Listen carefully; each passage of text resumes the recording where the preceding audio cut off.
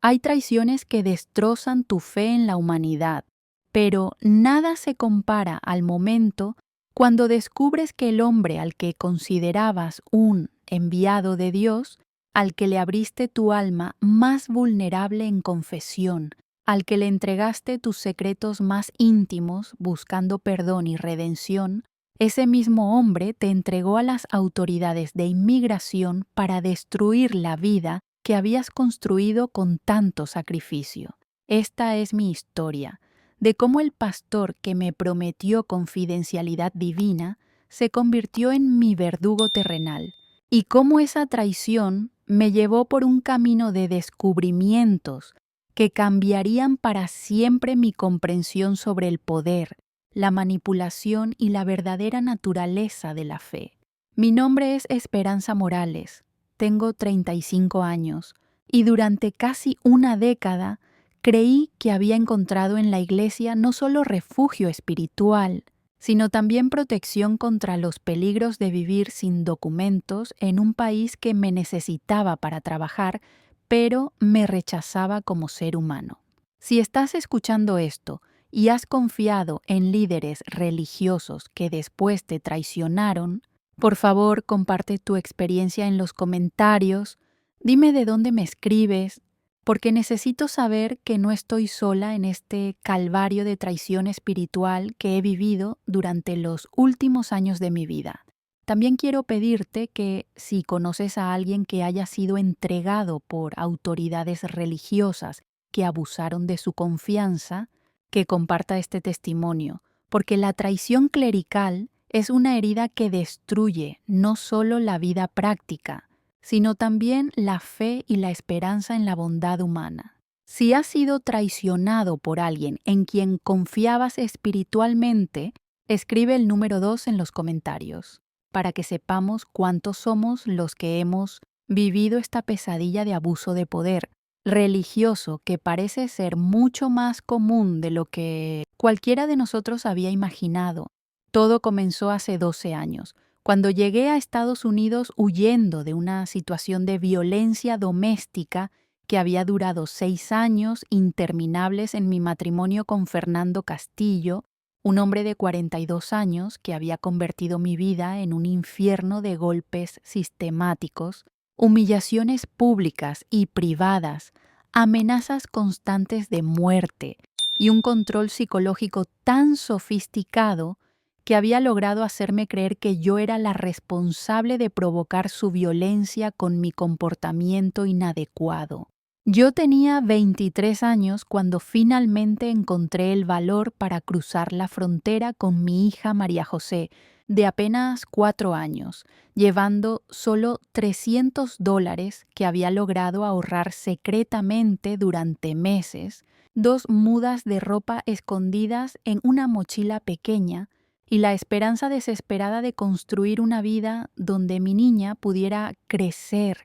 sin presenciar la violencia doméstica que había marcado cada día de sus primeros años de vida. La decisión de huir no había sido fácil ni impulsiva, sino el resultado de meses de planificación secreta que tuve que desarrollar mientras vivía bajo la vigilancia constante de Fernando, quien controlaba cada centavo que entraba a la casa, cada llamada telefónica que recibía, cada persona con la que hablaba, cada lugar al que iba. Durante el último año de nuestro matrimonio, la violencia había escalado a niveles que me hicieron entender que, si no escapaba pronto, él terminaría matándome y María José quedaría huérfana, o, peor aún, bajo la custodia de un hombre violento que ya había comenzado a mostrar signos de agresividad hacia ella cuando lloraba o cuando interrumpía sus ataques contra mí.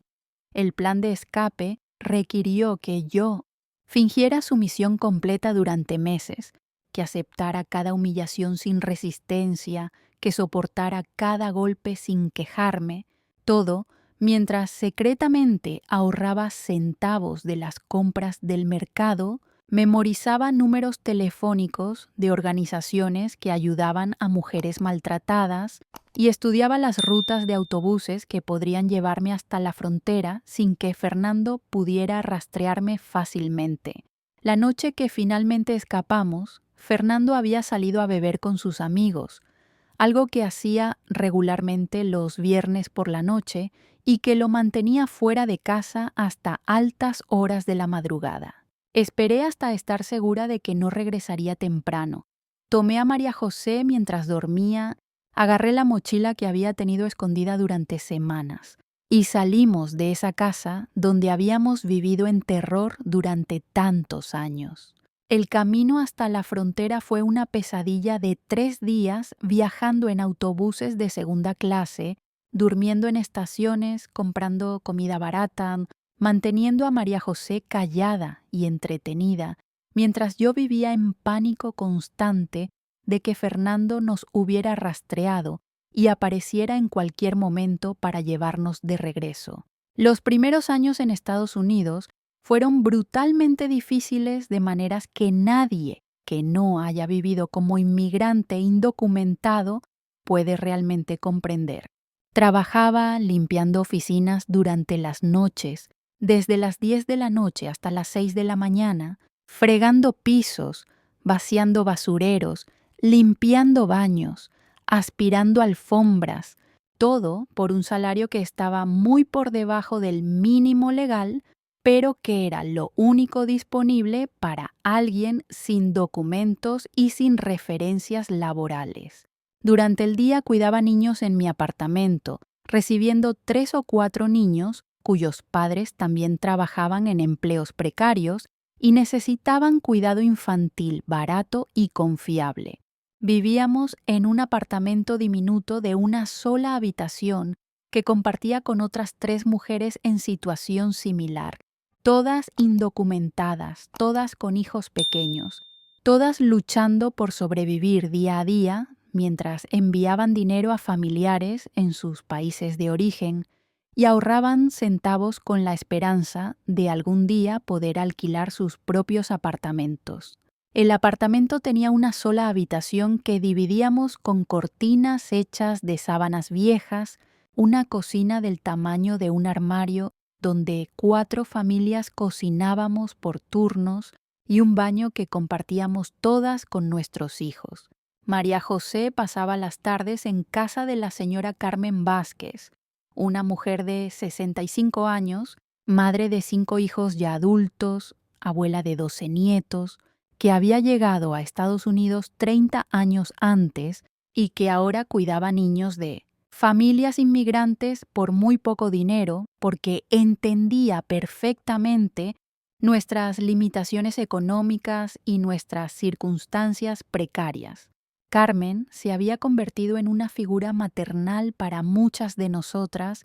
ofreciendo no solo cuidado infantil, sino también consejos prácticos sobre cómo sobrevivir como inmigrantes, cómo evitar problemas con autoridades, cómo encontrar trabajos más seguros, cómo proteger a nuestros hijos de los peligros de crecer en barrios difíciles. Fue la señora Carmen quien me invitó por primera vez a la Iglesia Pentecostal Nueva Esperanza, donde el pastor David Martínez, un hombre de 48 años, casado con Estela Martínez de 45 años, padre de 3 hijos adolescentes, había construido una congregación de más de 200 personas, principalmente inmigrantes latinos que encontraban en la fe cristiana no solo consuelo espiritual, sino también sentido de comunidad y protección en un ambiente hostil donde la mayoría de las instituciones los veían como amenazas en lugar de como seres humanos vulnerables buscando oportunidades de trabajo y estabilidad familiar. Carmen me aseguró que el pastor Martínez era un hombre santo, comprensivo, que había ayudado a muchas familias inmigrantes con problemas legales, económicos y familiares, que entendía profundamente nuestras luchas porque él mismo había sido inmigrante indocumentado durante sus primeros años en Estados Unidos, que nunca juzgaba a las personas por su situación legal o por los errores del pasado, que predicaba un evangelio de amor incondicional y segunda oportunidades para todos los que buscaran genuinamente una relación con Dios.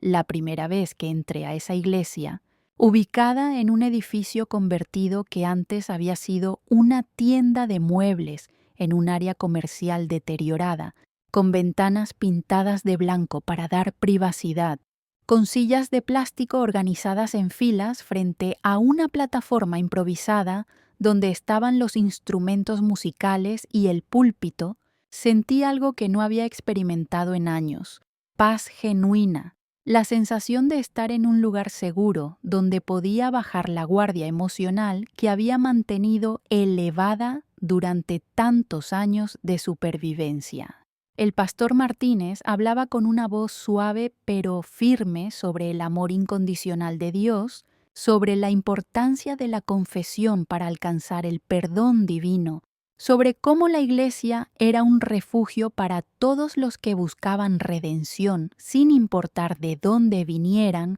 qué hubieran hecho en el pasado o cuál fuera su situación legal en el país. Sus palabras llegaron directamente a mi corazón, herido y desesperanzado, tocando lugares emocionales que habían estado cerrados desde mis años de matrimonio violento, ofreciendo esperanza de sanidad espiritual que yo no sabía que necesitaba tan desesperadamente. Durante los siguientes meses, me convertí en miembro regular y comprometido de la congregación. Asistía religiosamente a los servicios dominicales matutinos y vespertinos. Participaba en los estudios bíblicos de los miércoles por la noche. Ayudaba con las actividades para niños los sábados por la mañana. Contribuía con mi tiempo en la limpieza del edificio, donaba el poco dinero que podía para los gastos operativos de la iglesia. María José también se integró rápidamente y con entusiasmo genuino,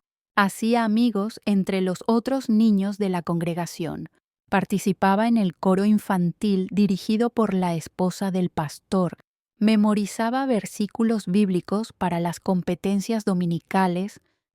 mostraba alegría y estabilidad emocional que no había mostrado durante nuestros primeros años difíciles en Estados Unidos. Por primera vez desde que habíamos llegado al país, sentíamos que pertenecíamos a una comunidad real, que éramos valoradas y queridas por algo más que nuestra capacidad de trabajar largas horas por salarios bajos, que teníamos una familia espiritual que se preocupaba por nuestro bienestar integral, no solo por nuestra productividad económica. La iglesia se había convertido en el centro de nuestra vida social y emocional, el lugar donde encontrábamos apoyo durante momentos difíciles, celebración durante momentos alegres y sentido de propósito que iba más allá de la mera supervivencia diaria.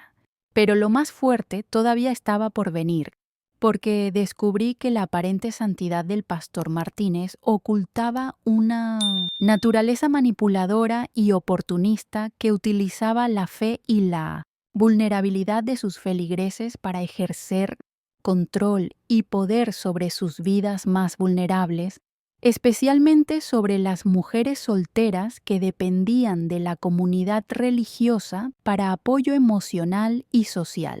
El pastor Martínez gradualmente comenzó a interesarse de manera especial en mi situación personal, mostrando lo que yo interpretaba como preocupación pastoral genuina, pero que ahora entiendo era el inicio de un proceso calculado de manipulación y control. Me invitaba a sesiones privadas de consejería pastoral que se realizaban en su oficina después de los servicios dominicales, cuando el edificio estaba vacío y no había otros miembros de la congregación presentes, donde me hacía preguntas cada vez más detalladas sobre mi pasado, sobre las razones específicas de mi llegada a Estados Unidos, sobre mi situación legal, sobre mis miedos y preocupaciones más íntimos, sobre mis planes futuros y mis sueños personales. Durante estas sesiones que inicialmente duraban 30 minutos, pero que gradualmente se extendieron a 2 o 3 horas,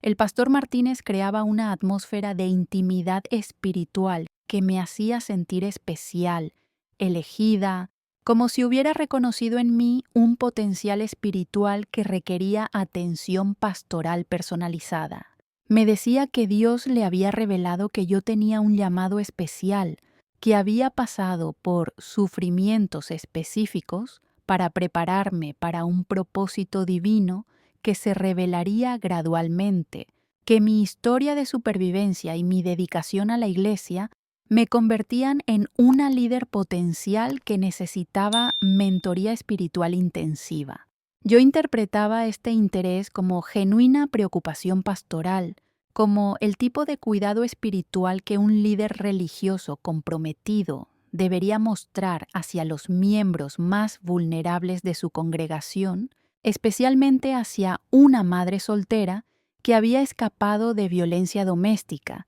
y que estaba tratando de reconstruir su vida en circunstancias extremadamente difíciles. No tenía experiencia previa con liderazgo religioso, no conocía los límites apropiados entre pastores y feligreses, no sabía reconocer las señales de manipulación espiritual que ahora veo claramente en retrospectiva. Durante estas sesiones privadas, el pastor Martínez me aseguraba repetidamente que todo lo que conversáramos estaba protegido por el secreto de confesión, que como líder espiritual tenía la obligación divina de mantener confidencialidad absoluta sobre cualquier información personal que yo compartiera con él, sin importar qué tan íntima o comprometedora fuera esa información. Me citaba versículos bíblicos sobre la importancia de la confesión para la sanidad del alma. Me explicaba que Dios podía perdonar cualquier pecado si era confesado con corazón sincero y arrepentido. Me aseguraba que mi pasado no me descalificaba para el amor divino ni para un futuro hermoso. Gradualmente, influenciada por la atmósfera de confianza espiritual que él había creado tan hábilmente, comencé a abrirme más profundamente con él sobre aspectos de mi vida que nunca había compartido con nadie. Le conté en detalle sobre los años de violencia doméstica que había sufrido con Fernando, sobre la culpa que sentía por no haber logrado mantener unida a mi familia, sobre los terrores nocturnos que aún experimentaba, sobre los flashbacks de violencia que me despertaban gritando, sobre la vergüenza que sentía por haber soportado tanto abuso antes de encontrar el valor para escapar. Le confesé también sobre mi situación específica de inmigración, sobre cómo exactamente había cruzado la frontera, sobre los documentos falsos que había usado durante mis primeros años, sobre la ansiedad constante de vivir sin estatus legal, sobre mi terror de ser deportada y separada de María José, sobre los sacrificios que estaba haciendo para ahorrar dinero,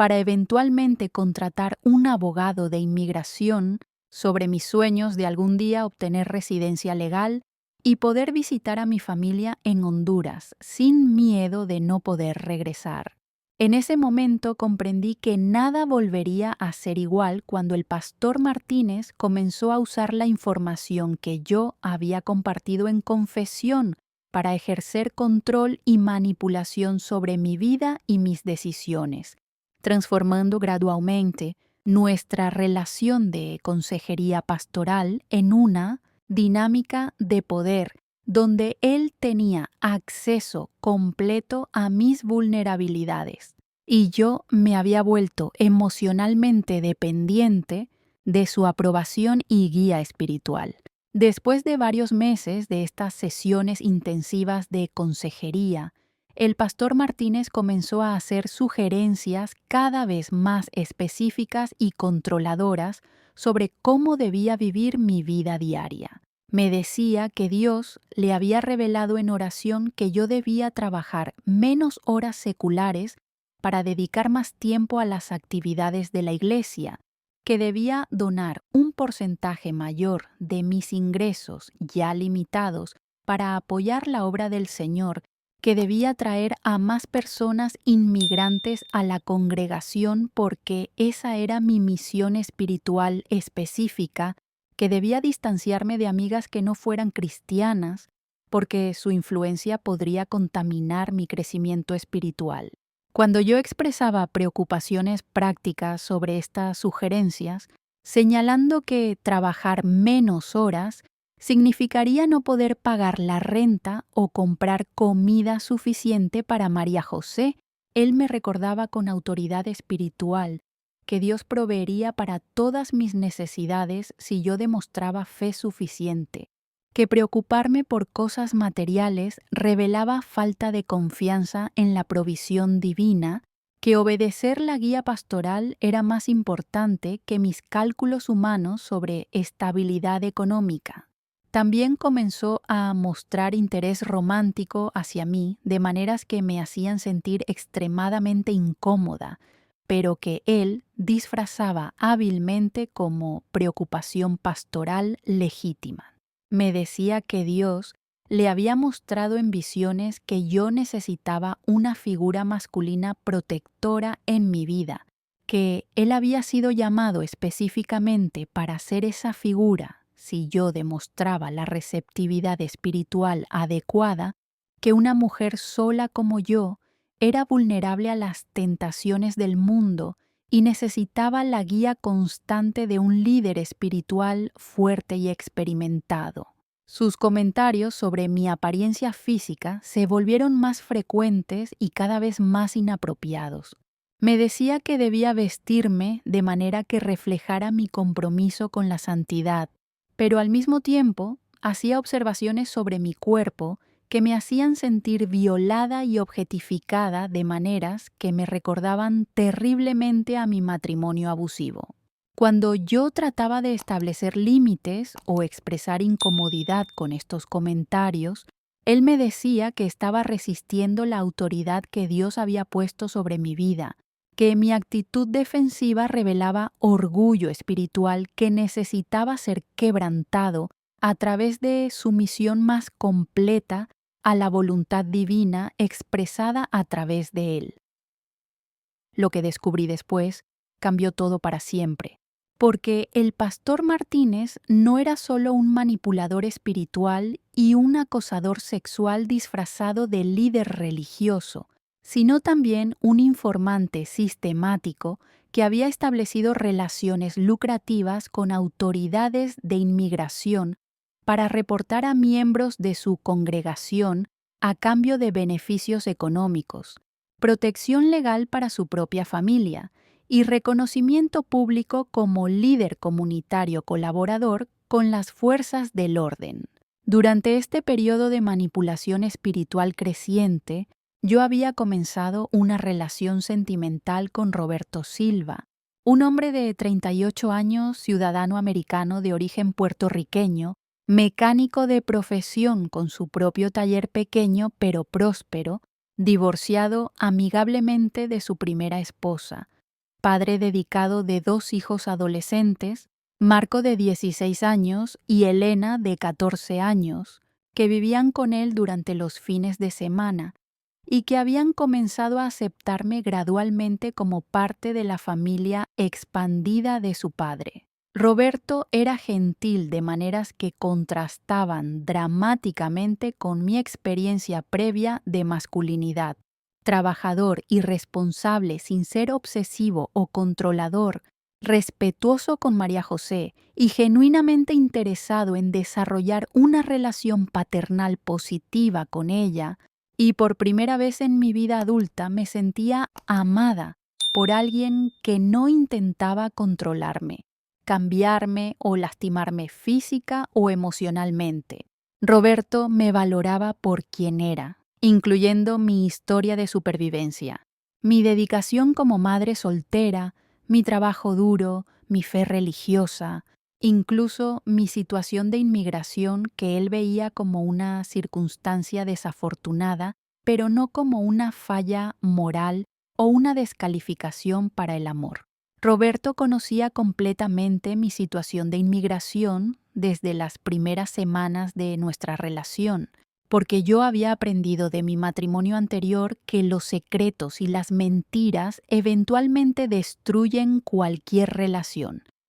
y había decidido ser completamente honesta sobre todos los aspectos de mi vida con cualquier hombre que quisiera tener una relación seria conmigo. Lejos de rechazarme por mi estatus indocumentado, Roberto había comenzado a investigar activamente la posibilidad de que nos casáramos para iniciar un proceso de residencia legal para mí, consultando con abogados de inmigración, investigando los requisitos específicos, calculando los costos financieros involucrados. Era una oportunidad increíble y completamente inesperada, la posibilidad de finalmente obtener estatus legal después de más de 8 años viviendo en las sombras, de poder viajar para visitar a mi familia en Honduras que no había visto desde mi escape, de tener acceso a mejores trabajos que no explotaran mi vulnerabilidad legal, de poder planificar un futuro sin el terror constante de deportación, de darle a María José la estabilidad que merecía después de tantos años de incertidumbre. Cuando le conté al pastor Martínez sobre mi relación con Roberto y sobre nuestros planes preliminares de matrimonio y proceso de residencia legal, su reacción fue completamente inesperada y profundamente alarmante. En lugar de alegrarse por la oportunidad que se me presentaba de salir de la vulnerabilidad legal que había marcado toda mi experiencia como inmigrante, se mostró furioso, celoso y determinado a sabotear cualquier plan que pudiera resultar en mi independencia de su control espiritual y emocional. Me dijo que estaba cometiendo un error espiritual terrible al considerar casarme con Roberto, que él no era el hombre que Dios había elegido para mí, que el matrimonio por papeles era pecaminoso, incluso si existía amor genuino entre las partes, que yo estaba poniendo mi estabilidad legal por encima de mi obediencia a la voluntad divina que él había discernido para mi vida, que Roberto era una distracción enviada por Satanás para alejarme del llamado espiritual que Dios tenía para mí dentro de la congregación. Me presionó intensamente para que terminara la relación con Roberto, utilizando mi fe y mi temor al juicio divino como herramientas sofisticadas de manipulación emocional. Me decía que Dios lo había llamado específicamente a protegerme de tomar decisiones que arruinarían mi vida espiritual, que si yo procedía con mis planes de matrimonio, estaría desobedeciendo directamente la autoridad que él ejercía como mi pastor, que las consecuencias de esa desobediencia serían devastadoras no solo para mí, sino también para María José, que estaba arriesgando la bendición divina sobre nuestras vidas por perseguir beneficios materiales temporales. Cuando yo me resistí a sus presiones y mantuve mi decisión de proceder con la relación y los planes de matrimonio, explicándole que Roberto era un hombre bueno que me amaba genuinamente y que quería construir una familia conmigo, el pastor Martínez escaló dramáticamente sus tácticas de manipulación y control. Comenzó a hacer comentarios públicos durante los servicios religiosos sobre la importancia de la obediencia absoluta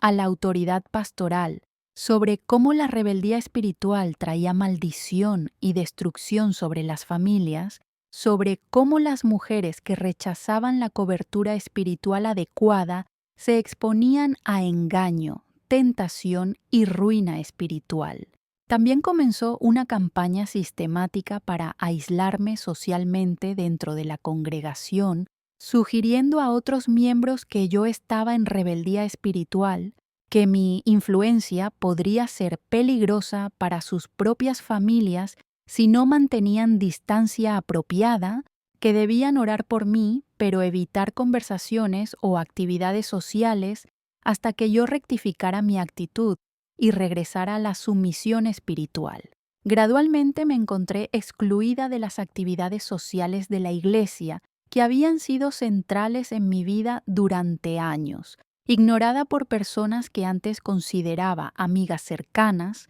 tratada como una paria espiritual cuya presencia contaminaba la pureza de la congregación. Roberto, quien ocasionalmente asistía a los servicios para apoyarme y conocer la comunidad que había sido tan importante en mi vida, también comenzó a ser objeto de hostilidad sutil pero sistemática por parte del pastor Martínez. Durante los servicios, el pastor hacía referencias indirectas pero obvias a hombres mundanos que seducían a mujeres fieles para alejarlas de su compromiso con Dios, sobre la importancia de que las mujeres cristianas distinguieran entre el amor genuino inspirado por Dios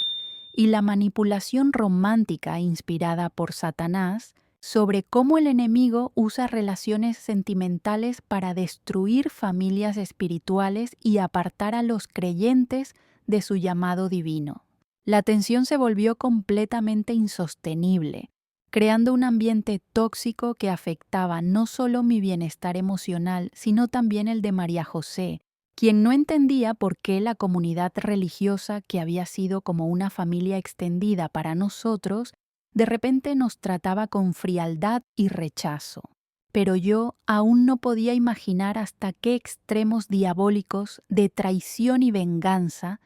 llegaría el pastor Martínez para castigarme por no someterme a su control romántico y espiritual, por elegir mi propia felicidad y estabilidad por encima de sus demandas manipuladoras. A pesar de la presión psicológica intensa y el acoso espiritual sistemático, Roberto y yo decidimos proceder con nuestros planes de matrimonio, entendiendo que mi bienestar y el de María José eran más importantes que mantener la aprobación de una comunidad religiosa que había demostrado ser tóxica y controladora. Nos casamos en una ceremonia civil hermosa pero pequeña en abril de 2019,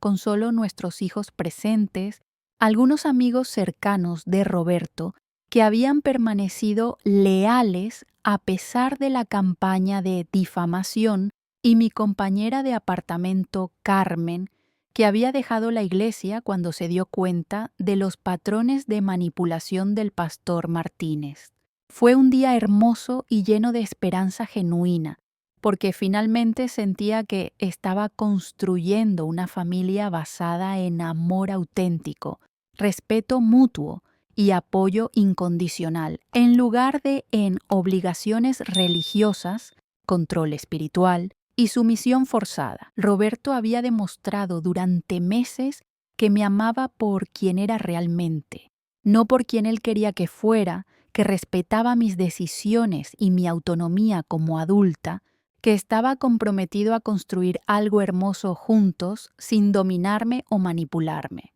Inmediatamente después del matrimonio, comenzamos el proceso legal complejo y costoso para mi residencia permanente. Roberto contrató a un abogado especializado en casos de inmigración familiar. Presentamos meticulosamente todos los documentos necesarios que probaban la legitimidad de nuestro matrimonio y nuestra intención genuina de construir una vida juntos. Pagamos las fees gubernamentales considerables y iniciamos la espera que sabíamos podía durar varios meses o incluso años, dependiendo de la eficiencia del sistema burocrático. El proceso requería que yo proporcionara información extremadamente detallada sobre toda mi historia en Estados Unidos, incluyendo lugares específicos donde había vivido durante más de 10 años, trabajos que había tenido con fechas exactas e información de contacto de empleadores,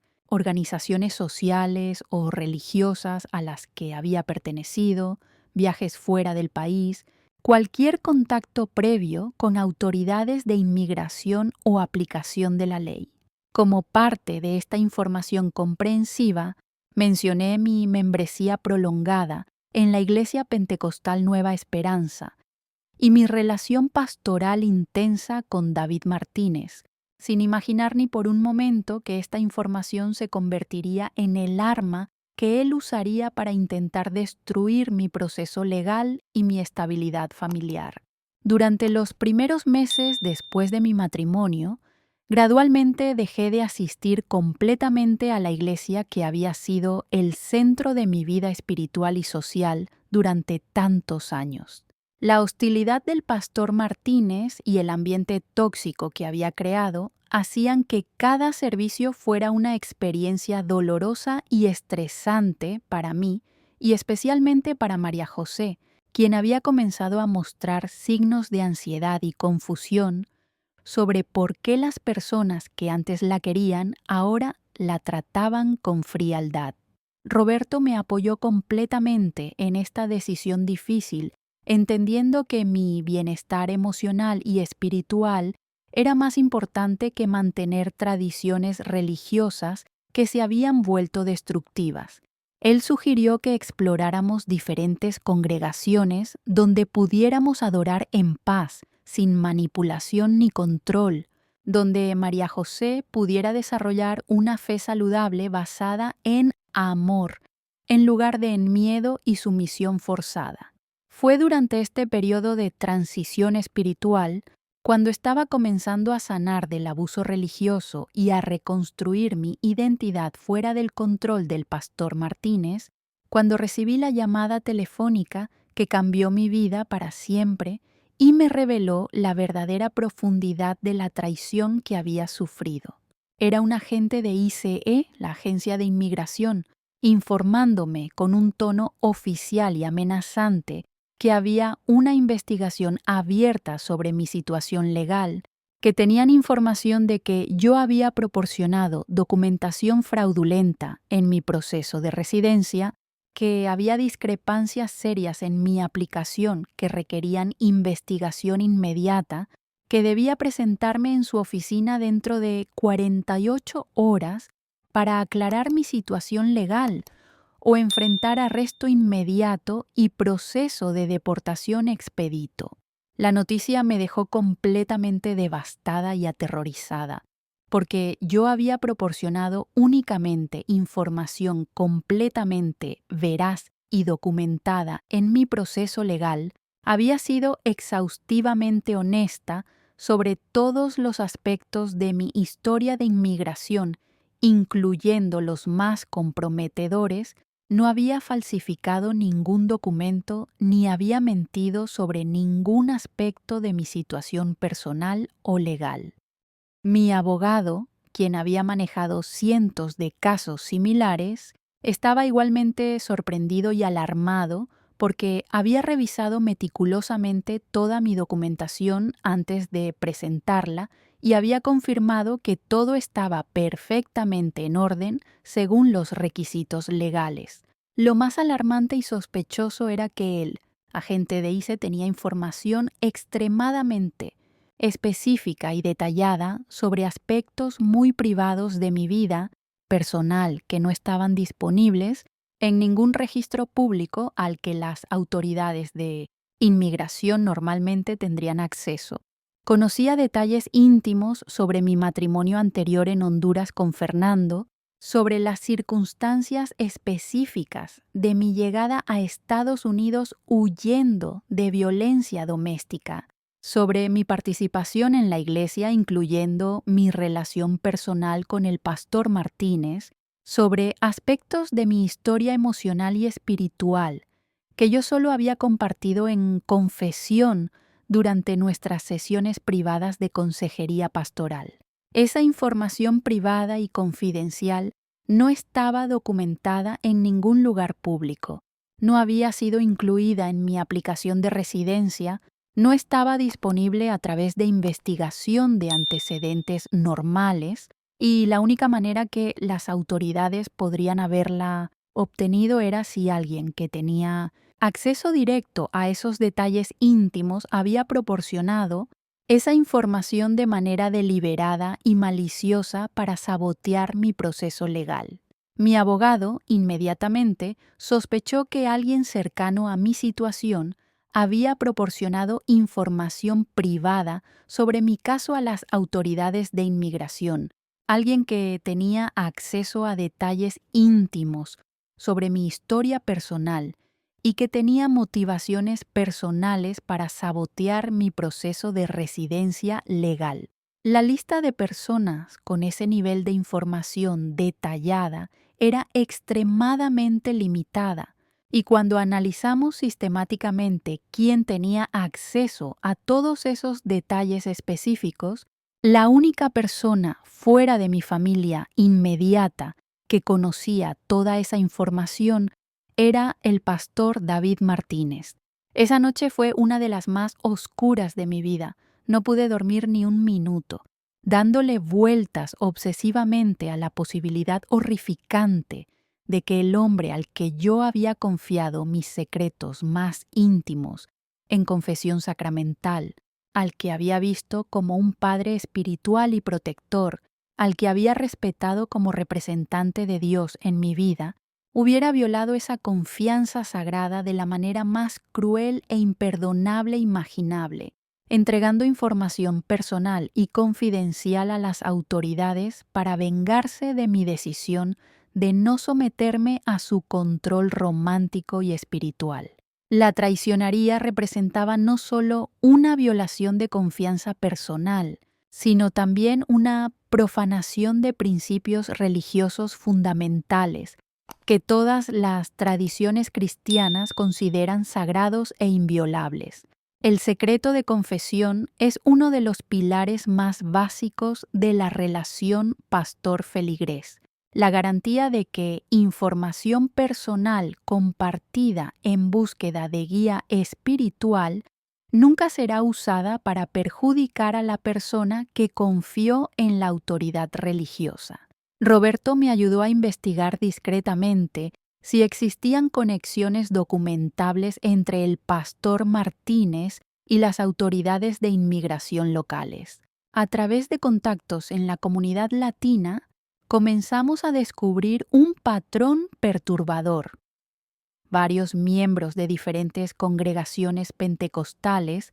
habían sido reportados a ICE después de haber tenido conflictos personales con pastores o líderes religiosos, que existía una red informal pero sistemática de líderes espirituales que utilizaban información confidencial para intimidar y controlar a sus feligreses, especialmente a mujeres solteras e inmigrantes indocumentados. También descubrimos que el pastor Martínez había recibido reconocimientos públicos y premios comunitarios de organizaciones civiles y de aplicación de la ley por su colaboración excepcional con autoridades locales en temas de seguridad ciudadana y bienestar comunitario, un lenguaje eufemístico que frecuentemente se usa para describir la colaboración sistemática de informantes civiles con agencias de aplicación de la ley,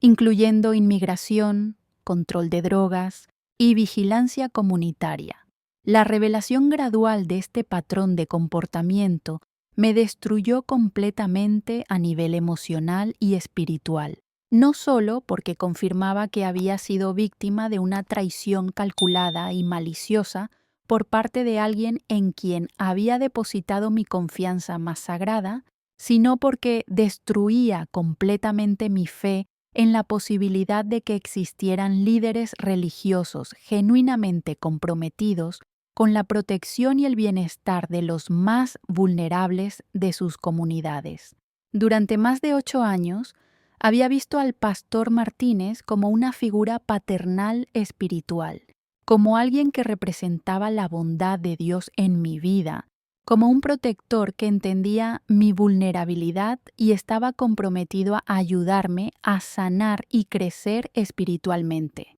Descubrir que todo ese tiempo había sido un predador sistemático que utilizaba la fe y la vulnerabilidad de sus feligreses para satisfacer necesidades personales de poder, control, gratificación sexual y beneficio económico, representaba una traición tan profunda que cuestionaba mi capacidad fundamental de confiar en cualquier autoridad religiosa o institución espiritual. En ese momento, comprendí que el pastor Martínez nunca había sido un líder espiritual auténtico, comprometido con el bienestar de su congregación, sino un predador sofisticado que había encontrado en la religión la herramienta perfecta para acceder a víctimas vulnerables, obtener su confianza completa y después explotarlas emocional, sexual y económicamente cuando esa confianza les daba acceso a información y control que podían usar para sus propios propósitos egoístas. La religión le proporcionaba no solo acceso a víctimas vulnerables que estaban buscando desesperadamente apoyo espiritual y comunidad, sino también una cobertura cultural que hacía muy difícil que sus víctimas lo confrontaran o lo reportaran públicamente. En comunidades inmigrantes especialmente, los líderes religiosos son figuras de autoridad casi incuestionable, y desafiar su comportamiento requiere un nivel de valor y recursos que la mayoría de las víctimas no tienen, especialmente cuando están en situaciones legales precarias que los hace vulnerables a represalias. Decidí que tenía que confrontarlo directamente antes de proceder con cualquier acción legal formal. Necesitaba escuchar de su propia voz la confirmación de lo que ya sabía. Necesitaba darle la oportunidad de explicar o justificar su comportamiento, aunque ya estaba preparada para la posibilidad de que no mostrara remordimiento ni comprensión de la gravedad de su traición. Fui a su oficina un martes por la tarde, cuando sabía que estaría solo preparando materiales para el servicio del miércoles por la noche. Cuando entré a la oficina, donde tantas veces había buscado consejo espiritual y había compartido mis temores más profundos, donde había llorado contándole sobre mi historia de abuso, donde había confesado mis pecados buscando perdón divino, sentí una mezcla abrumadora de ira, decepción, asco y tristeza profunda que nunca había experimentado tan intensamente. Le dije directamente, sin rodeos ni diplomacia, que sabía que él había reportado mi situación a las autoridades de inmigración, que había violado el secreto sagrado de confesión, que había traicionado la confianza más fundamental que yo había depositado en él como mi pastor y guía espiritual. Su reacción facial y corporal confirmó inmediatamente todas mis sospechas.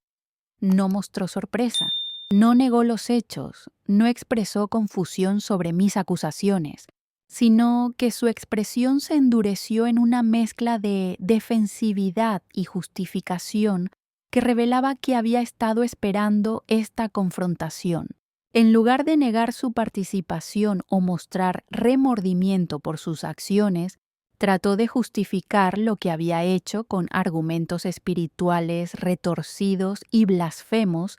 que revelaban una mente que había racionalizado completamente su comportamiento predatorio. Me dijo que había actuado bajo dirección divina directa, que Dios le había revelado en oración y visiones que mi matrimonio con Roberto era pecaminoso y fraudulento, que yo estaba viviendo en desobediencia espiritual que requería intervención correctiva, que era su responsabilidad sagrada como pastor proteger la integridad moral de la congregación impidiendo que yo obtuviera beneficios legales a través de lo que él consideraba un matrimonio fraudulento diseñado únicamente para obtener papeles. Sus justificaciones eran tan absurdas, tan desconectadas de cualquier principio cristiano auténtico, tan obviamente autointeresadas, que me di cuenta de que estaba hablando con alguien que había perdido completamente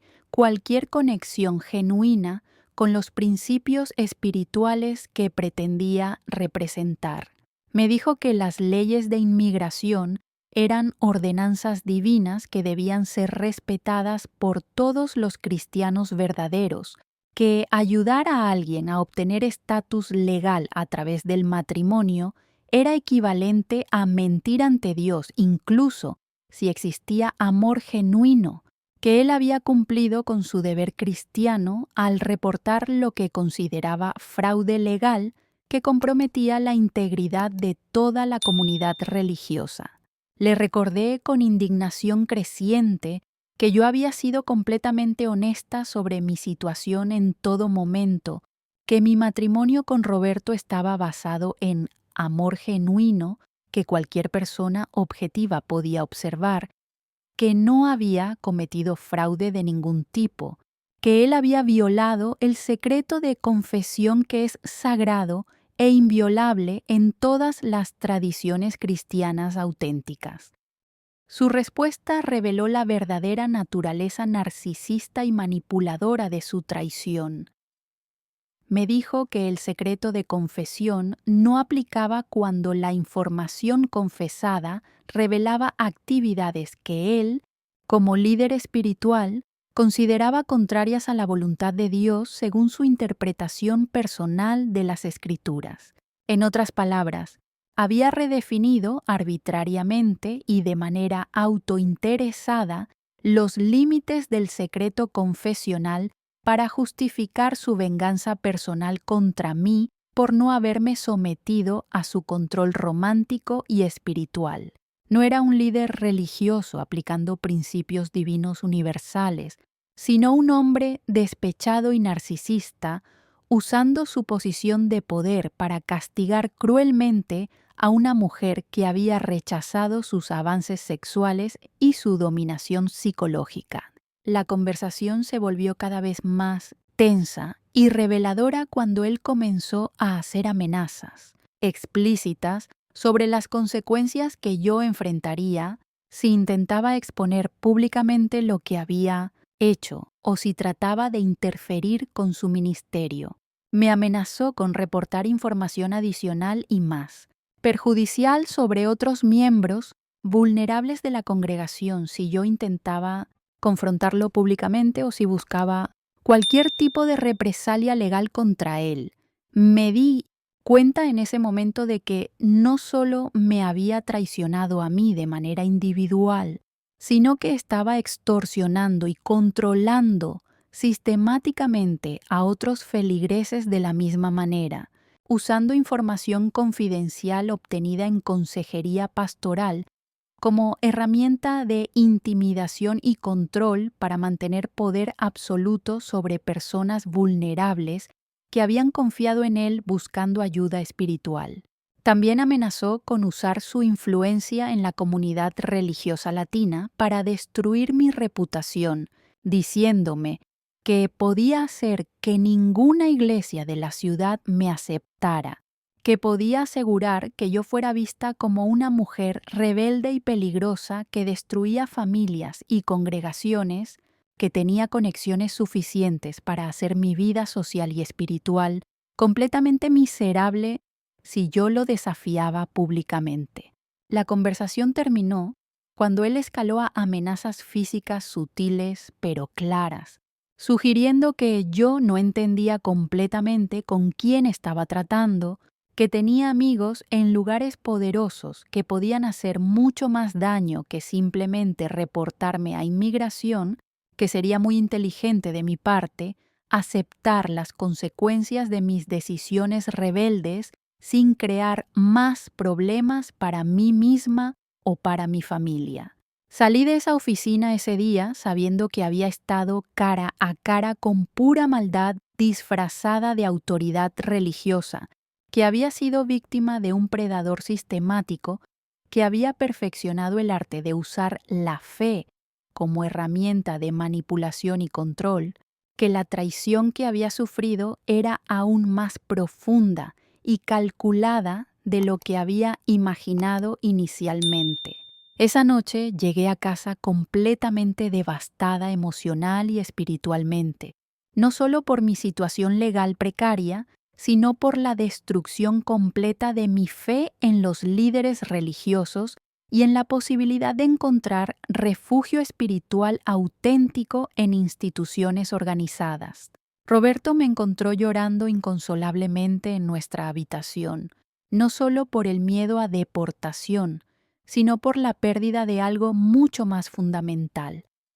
mi capacidad de confiar en que las personas que profesan servir a Dios realmente están comprometidas con la bondad, la protección de los vulnerables y la integridad moral. María José, quien para entonces tenía 17 años y entendía mucho más sobre nuestra situación de lo que yo hubiera querido, también estaba aterrorizada por la posibilidad de que yo fuera deportada y nuestra familia fuera separada después de tantos años de construir estabilidad juntos. Ella había visto al pastor Martínez como una figura paternal espiritual durante años. Había confiado en él, había buscado su consejo sobre decisiones importantes en su vida adolescente, y descubrir que había traicionado a nuestra familia de manera tan cruel la dejó con una crisis de fe que persiste hasta el día de hoy. Mi abogado trabajó incansablemente durante los siguientes meses para demostrar que la investigación de inmigración había sido iniciada con información obtenida ilegalmente, violando privilegios de comunicación confidencial entre pastor y feligrés que, aunque no están protegidos legalmente de la misma manera que las comunicaciones abogado-cliente o médico-paciente, deberían estar protegidos moralmente y constitucionalmente bajo principios de libertad religiosa. Sin embargo, el sistema legal americano no reconoce el privilegio pastoral de la misma manera que reconoce otros tipos de comunicación profesional privilegiada, lo que hizo extremadamente difícil invalidar legalmente la información que Martínez había proporcionado a las autoridades. Esto representaba una brecha legal significativa que permite que líderes religiosos abuse de la confianza de sus feligreses sin consecuencias legales adecuadas, especialmente cuando las víctimas son inmigrantes indocumentados que tienen recursos limitados para defenderse legalmente. Durante los siguientes 14 meses viví en terror constante de ser arrestada y deportada en cualquier momento. Cada llamada telefónica de número desconocido me generaba pánico. Cada toque inesperado en la puerta me hacía temer que fueran agentes de inmigración. Cada carro desconocido estacionado en nuestra calle me parecía vigilancia potencial. Roberto contrató un sistema de seguridad para nuestra casa. Estableció protocolos de emergencia para el caso de que yo fuera arrestada y consultó con abogados sobre sus derechos como ciudadano americano casado con alguien en proceso de deportación. María José comenzó a tener pesadillas recurrentes sobre separación familiar, desarrolló ansiedad severa que afectaba su rendimiento escolar, comenzó a mostrar signos de depresión que requerían atención psicológica profesional. Ver cómo mi situación legal estaba afectando psicológicamente a mi hija adolescente me causaba un dolor que era casi insoportable, porque ella había sufrido suficiente trauma durante sus primeros años de vida presenciando violencia doméstica. Mi rendimiento laboral también se vio severamente afectado por el estrés constante y la ansiedad que consumía mi energía mental y emocional.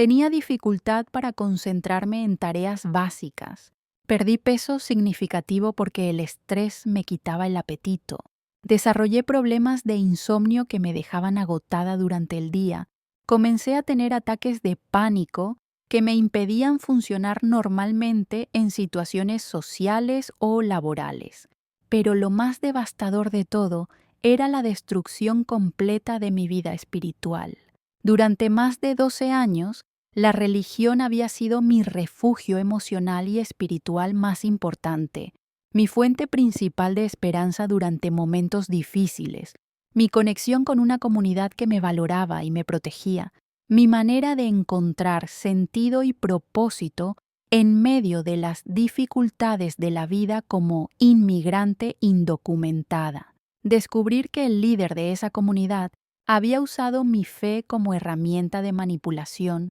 y mi confianza como arma de destrucción había quebrado algo fundamental en mi capacidad de confiar en instituciones religiosas, en líderes espirituales, incluso en la posibilidad de que existiera bondad auténtica en personas que profesan servir a Dios.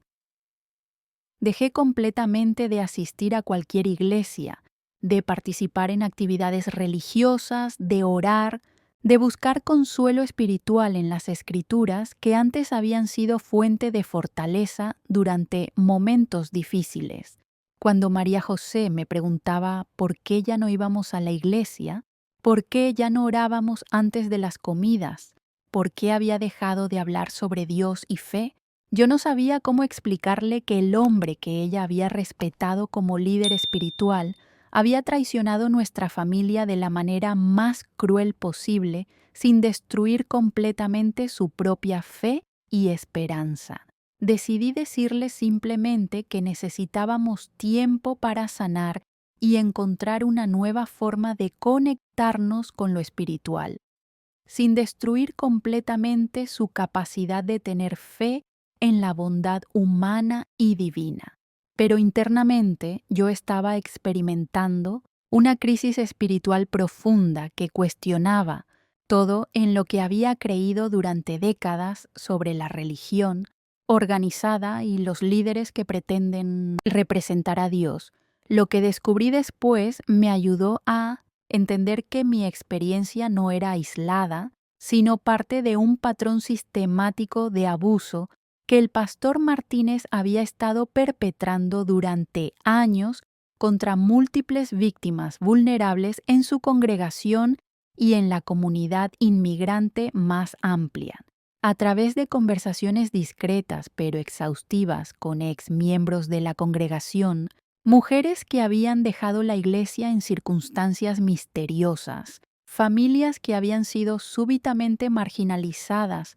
o expulsadas por razones que nunca fueron explicadas claramente, descubrí un patrón de comportamiento predatorio que era mucho más extenso y sistemático de lo que había imaginado. Al menos 9 mujeres habían sido víctimas de acoso sexual directo por parte del pastor Martínez, incluyendo tocamientos inapropiados durante sesiones de consejería, comentarios sexualmente explícitos disfrazados como preocupación pastoral, presiones para relaciones románticas justificadas como llamado divino y represalias crueles cuando rechazaban sus avances. Estas mujeres habían guardado silencio por años debido a la vergüenza, el miedo a no ser creídas y el terror de ser expulsadas de la única comunidad que tenían. 7 familias completas habían sido reportadas a autoridades de inmigración después de rechazar demandas económicas exorbitantes del pastor, desafiar sus decisiones autoritarias sobre asuntos familiares o cuestionar públicamente aspectos de su liderazgo que consideraban inapropiados. Estas familias habían sido destruidas, con algunos miembros deportados, otros viviendo en escondite, niños separados de sus padres, décadas de trabajo y sacrificio perdidas debido a la venganza de un hombre que usaba su posición religiosa como arma de destrucción personal. 5 mujeres habían sido presionadas intensamente para terminar relaciones románticas saludables con hombres que el pastor desaprobaba por razones que tenían más que ver con celos personales que con principios espirituales auténticos. Cuando estas mujeres se resistían a su control, él iniciaba campañas de difamación que las convertían en parias sociales dentro de la comunidad religiosa, destruyendo relaciones familiares y amistades que habían tomado años construir. 4 familias habían perdido sus negocios pequeños después de que el pastor compartiera información confidencial sobre sus situaciones financieras con competidores, con autoridades fiscales o con prestamistas que después usaban esa información para perjudicarlos económicamente. Estas familias habían confiado en él como consejero espiritual, compartiendo detalles íntimos sobre sus dificultades económicas buscando oración y apoyo, solo para descubrir que esa información había sido usada como arma contra ellos. El pastor Martínez había construido durante más de una década un sistema sofisticado de control basado en el abuso sistemático de la confianza religiosa, donde utilizaba información obtenida en confesión, consejería pastoral, conversaciones privadas y relaciones de amistad para manipular, extorsionar, acosar sexualmente y castigar cruelmente a los miembros de su congregación que no se sometían completamente a su autoridad personal. No era un líder espiritual auténtico comprometido con el bienestar de su comunidad, sino un criminal sofisticado que había encontrado en la religión la herramienta perfecta para victimizar sistemáticamente a personas vulnerables que buscaban desesperadamente apoyo espiritual, comunidad y esperanza en circunstancias difíciles. También descubrí que había establecido relaciones sistemáticas y lucrativas con múltiples agencias de aplicación de la ley, incluyendo inmigración, control de drogas y vigilancia comunitaria, proporcionando información regular sobre miembros de la comunidad inmigrante a cambio de protección legal para su propio estatus y el de su familia, beneficios económicos directos e indirectos, reconocimiento público como líder comunitario colaborador y acceso a información gubernamental que le daba ventajas adicionales para controlar y manipular a su congregación. Esta revelación me ayudó a entender que mi traición personal era parte de un sistema mucho más amplio y sistemático de explotación y abuso, que yo no había sido seleccionada aleatoriamente, sino que había sido víctima de un predador que había perfeccionado sus métodos de manipulación durante años, que había estudiado las vulnerabilidades específicas de mujeres inmigrantes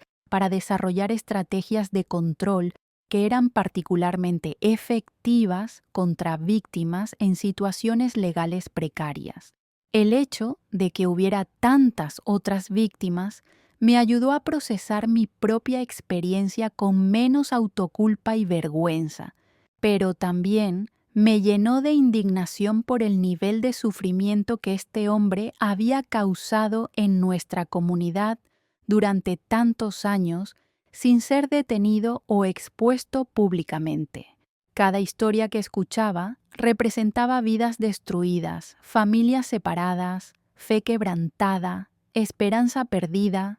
trauma psicológico que duraría generaciones. Mi proceso legal finalmente se resolvió exitosamente después de 14 meses de incertidumbre, terror, gastos económicos devastadores y deterioro emocional severo para toda mi familia. Mi abogado logró demostrar de manera convincente que mi matrimonio era completamente genuino, que no había cometido fraude de ningún tipo, que la información usada para iniciar la investigación había sido proporcionada por motivaciones vengativas y personales en lugar de preocupaciones legítimas sobre violación de leyes de inmigración. El proceso legal también reveló que las autoridades de inmigración habían recibido información de Martínez sobre múltiples miembros de la comunidad inmigrante, estableciendo un patrón claro de colaboración sistemática que iba más allá de reportes ocasionales de preocupaciones legítimas. Esto ayudó a mi caso porque demostró que él tenía motivaciones financieras y personales para reportar inmigrantes, no motivaciones basadas en principios legales o morales auténticos. Obtuve mi residencia permanente en septiembre de 2020, casi 2 años después de haber iniciado el proceso que debería haber tomado menos de 1 año en circunstancias normales. El día que recibí mi Green Card fue profundamente agridulce.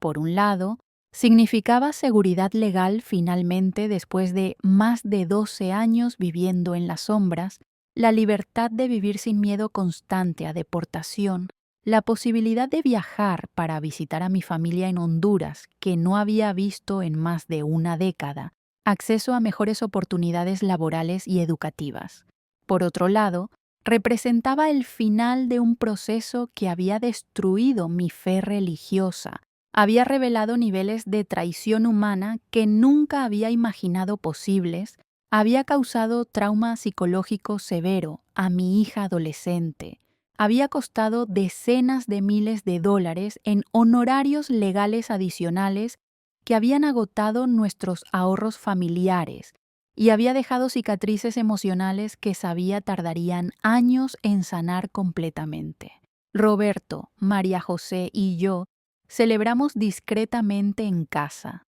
pero la alegría estaba mezclada con la amargura de todo lo que habíamos perdido durante el proceso. No solo dinero y tiempo, sino también inocencia, confianza en instituciones religiosas, fe en la bondad humana y la sensación de seguridad que viene de creer que las personas que profesan servir a Dios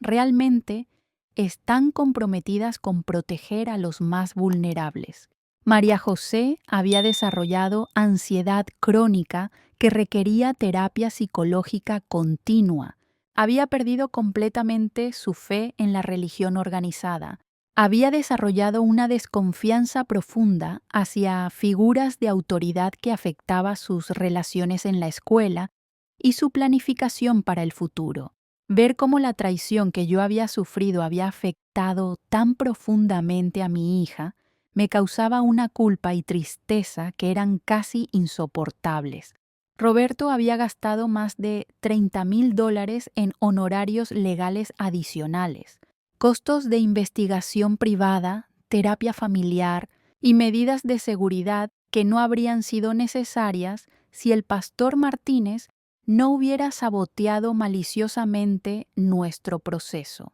Esto había retrasado nuestros planes de comprar una casa, de ahorrar para la educación universitaria de María José, de tomar vacaciones familiares que nos ayudarían a sanar como familia. Durante los siguientes 2 años, gradualmente comencé a reconstruir mi vida emocional y espiritual, pero de maneras completamente diferentes a como había sido antes de la traición. En lugar de buscar líderes religiosos para guía espiritual, desarrollé una práctica personal de meditación, reflexión y conexión con lo divino que no requería intermediarios humanos que pudieran explotar mi vulnerabilidad. En lugar de pertenecer a una congregación organizada, encontré comunidad espiritual en grupos de apoyo para víctimas de abuso religioso, en organizaciones que ayudan a inmigrantes que han sido traicionados por líderes comunitarios, en círculos de mujeres que habían sobrevivido diferentes tipos de trauma espiritual y estaban reconstruyendo su fe de maneras más auténticas y autónomas. También comencé a trabajar como voluntaria en organizaciones que ayudan específicamente a víctimas de abuso clerical y explotación religiosa, descubriendo que mi historia era desafortunadamente muy común, que miles de personas habían sido víctimas de líderes religiosos que abusaban de su posición de confianza para satisfacer necesidades personales de poder, control, gratificación sexual, beneficio económico o venganza personal. A través de este trabajo voluntario, conocí a docenas de otras mujeres que habían sido traicionadas por pastores, sacerdotes, rabinos, imanes y otros líderes religiosos que habían violado los principios más básicos de su llamado espiritual. Estas mujeres habían perdido no solo su estabilidad práctica y seguridad legal, sino también su fe, su sentido de comunidad espiritual, su capacidad de confiar en autoridades religiosas, incluso su conexión con lo divino. Trabajar con estas mujeres me ayudó a entender que la sanidad del abuso religioso requiere no solo recuperación práctica y legal, sino también reconstrucción completa de la relación con lo espiritual, separando cuidadosamente los principios auténticos de amor, compasión, justicia y servicio de las distorsiones que los abusadores usan para justificar y encubrir su comportamiento predatorio. Mi experiencia me enseñó que la verdadera espiritualidad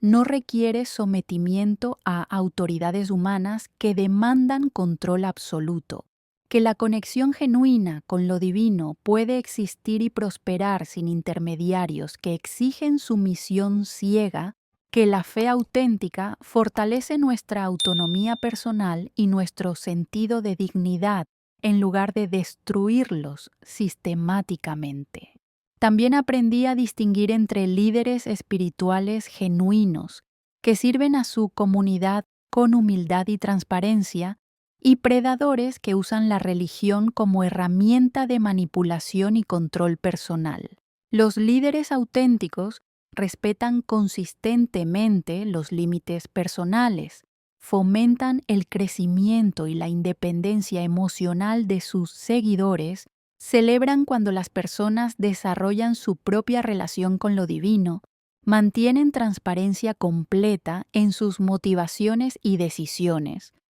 y nunca usan información confidencial como herramienta de control, manipulación o venganza. 3 años después de obtener mi residencia permanente, cuando finalmente me sentía emocionalmente lista para confrontar legalmente lo que había pasado, decidí reportar formalmente las actividades del pastor Martínez a autoridades religiosas denominacionales, civiles y de aplicación de la ley. Presenté una denuncia formal detallada ante la Organización Pentecostal Nacional, a la que su iglesia estaba oficialmente afiliada, proporcionando evidencia documentada de su abuso sistemático de autoridad pastoral,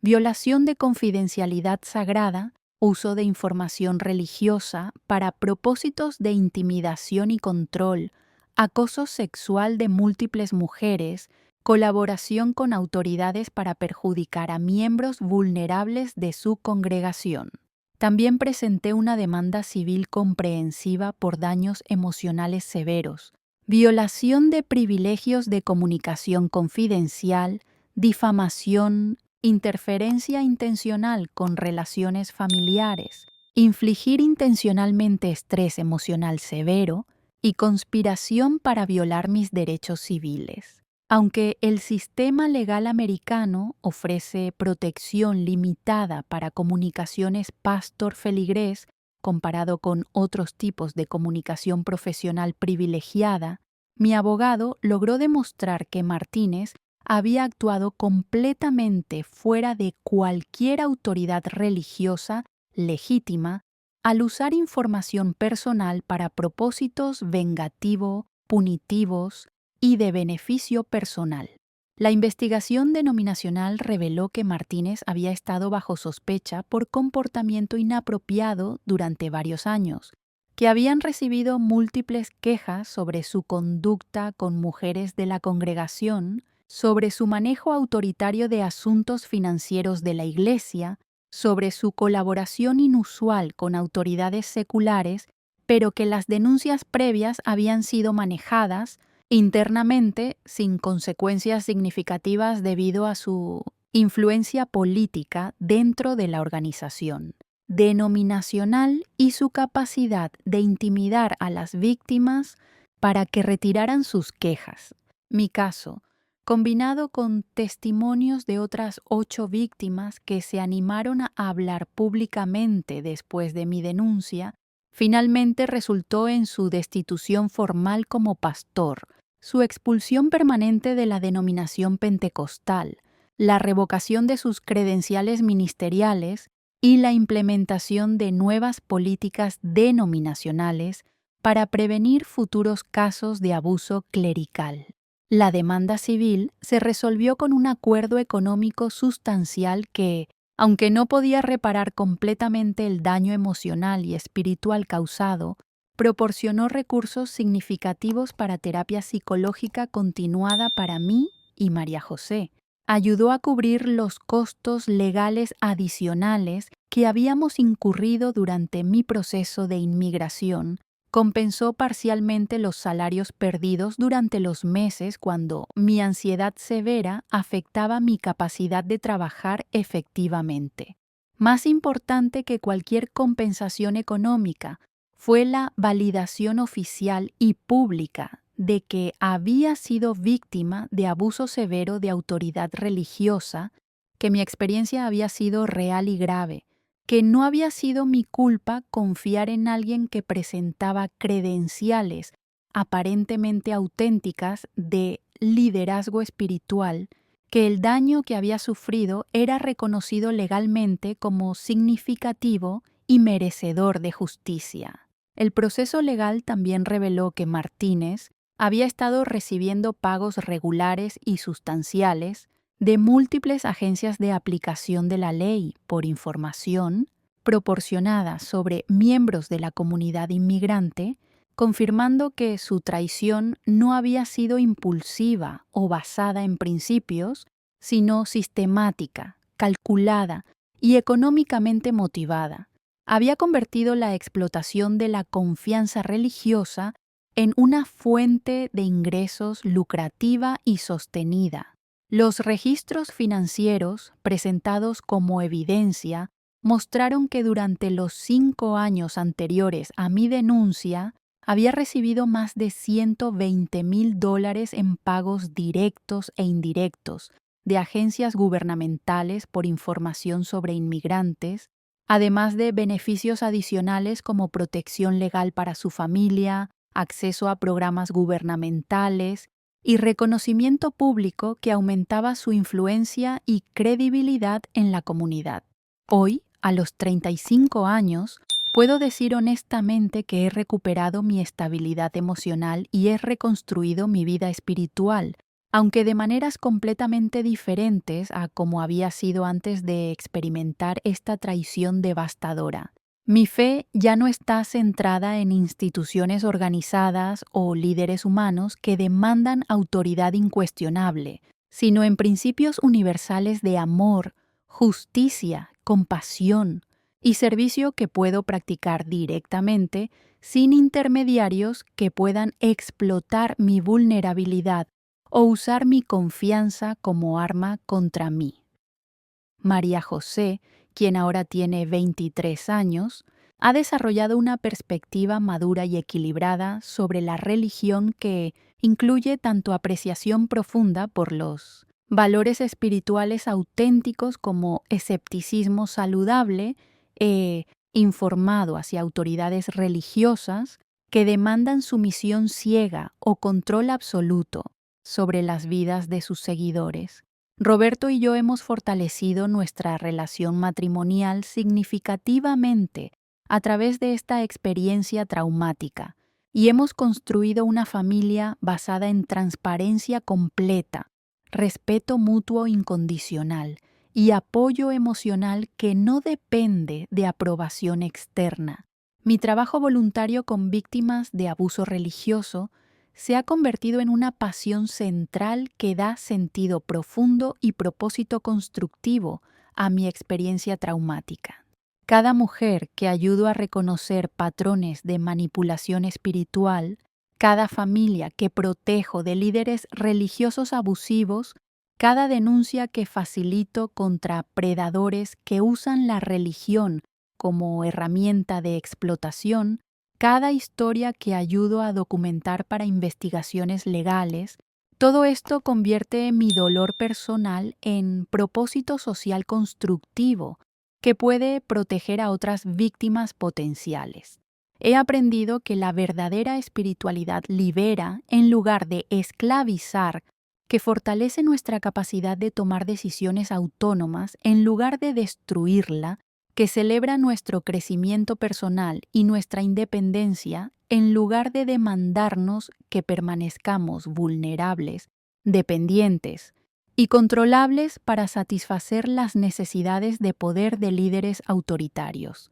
También he aprendido que los predadores religiosos siguen patrones predecibles y reconocibles. Buscan específicamente víctimas vulnerables que necesitan desesperadamente apoyo espiritual y comunidad. Establecen gradualmente relaciones de confianza y dependencia emocional que hacen difícil cuestionar su autoridad. Incrementan progresivamente sus demandas de control sobre las decisiones personales de sus víctimas, usan información confidencial como herramienta de intimidación y manipulación, y cuando su control es desafiado o rechazado, responden con venganza calculada y sistemática, diseñada para destruir la estabilidad y el bienestar de sus víctimas. Reconocer estos patrones puede proteger a otras personas de convertirse en víctimas y puede ayudar a las víctimas actuales a entender que su experiencia no es única o resultado de alguna falla personal, sino que han sido objeto de predadores sistemáticos que han estudiado y perfeccionado sus métodos de manipulación durante años o décadas. Si estás leyendo esta historia y reconoces patrones similares en tu propia experiencia con líderes religiosos,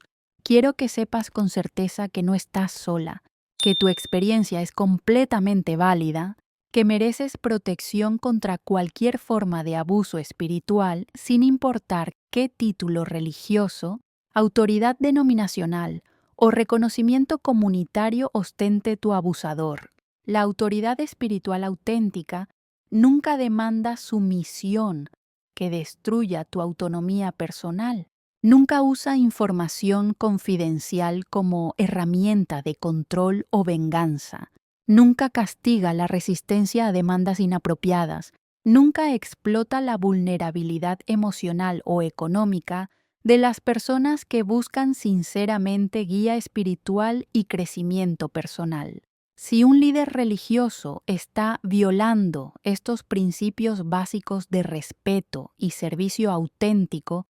no es un líder espiritual genuino, sino un predador que está usando la religión como disfraz y herramienta para satisfacer necesidades personales de poder, control, gratificación sexual, beneficio económico o venganza personal contra quienes desafían su autoridad.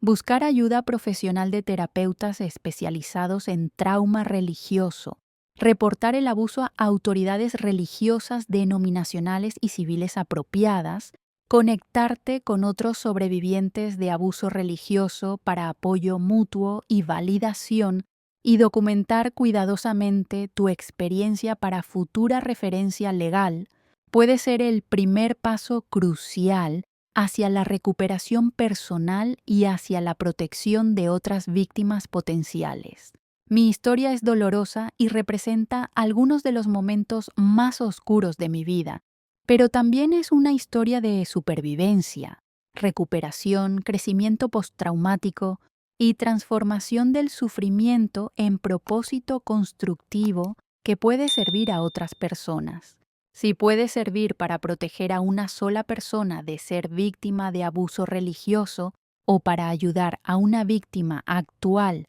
a reconocer su situación y buscar ayuda apropiada, entonces habrá valido completamente la pena compartir públicamente los momentos más íntimos y vergonzosos de mi experiencia. Recuerda siempre que mereces respeto espiritual incondicional, que tu fe personal es sagrada e inviolable, que ningún líder religioso tiene derecho legítimo a controlar tu vida o usar tu información personal como herramienta de manipulación. La espiritualidad auténtica te fortalece como individuo autónomo. Cualquier autoridad que te debilite, te haga más vulnerable o te reduzca a objeto de control,